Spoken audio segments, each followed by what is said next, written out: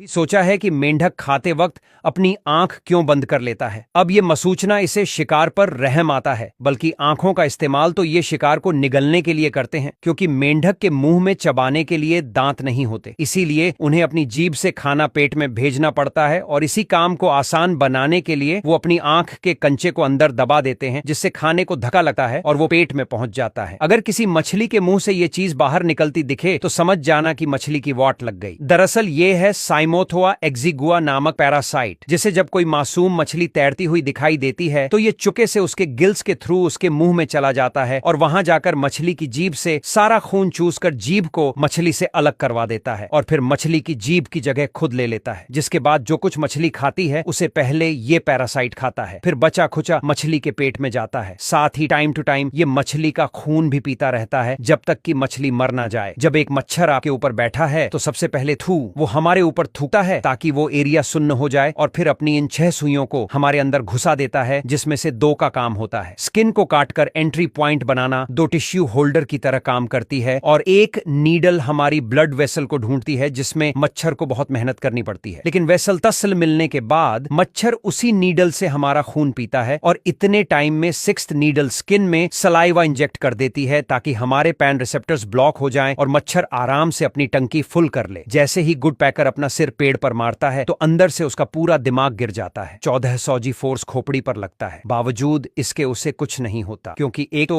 Would पैकर का भेजा छोटा होता है, जिससे भेजे पर ओवरऑल स्ट्रेस कम लगता है। ऊपर से उसकी हाइवर्ड बोन पूरे स्कल को लपेटकर एक सीट बेल्ट की तरह काम करती है। साथ ही स्कल के अंदर एक स्पंजी लेयर भी होती है जो इम्पैक्ट को ऑब्जॉर्ब करके दिमाग की रक्षा करती है, जिससे वुड पैकर पेड़ में शेर करके आराम से कीड़े खा लेता है। एक शेर की ऐसी क्या मजबूरी होती है कि वो अपने ही बच्चों से नहीं मिल पाता। व्हेल जब शेर का बच्चा पैदा होता है तो वो अंधा और बहरा होता है, सिर्फ कुछ दिनों के लिए। इसीलिए उसे बहुत ही ज्यादा केयर की जरूरत होती है और मर्द शेर तो अक्सर एक दूसरे से लड़ते मरते रहते हैं, जहां तक कि प्राइड के बाकी शेर तो हमेशा छोटे बच्चों को जान से मारने की फिराक में रहते हैं ताकि बड़ा होकर वो उन्हें कंपटीशन ना दे पाए। इसीलिए बच्चों के सर्वाइवल के लिए कुछ हफ्ते तक शेरनी किसी भी मर्द को अपने बच्चों के पास नहीं आने देती, चाहे फिर वो बच्चों का बाप ही क्यों ना हो। कभी सोचा है कि ये कंगारू इस तरह से अपने डोले क्यों दिखाते हैं? जब कभी कंगारू की फाइट हो जाती है तो वो ओपोनेंट को अपनी पावर और स्ट्रेंथ दिखाने के लिए उसे डोला दिखाकर डराने की कोशिश करता है। साथ ही जो कंगारू मसल करता है, फीमेल कंगारू उसकी दीवानी हो जाती है और अक्सर देखा गया है कि फीमेल उसी कंगारू को चुनती है जिसका सबसे बड़ा होता है डोला, क्योंकि सिर्फ बड़ा डोला ही उसे और होने वाले बच्चों को प्रोटेक्शन दे सकता है। ये कोई आम हाथी नहीं बल्कि मस्त हाथी है। दरअसल मस्त एक कंडीशन होती है जिसमें मर्द हाथी के पूरे तन बदन में टेस्टोस्टेरोन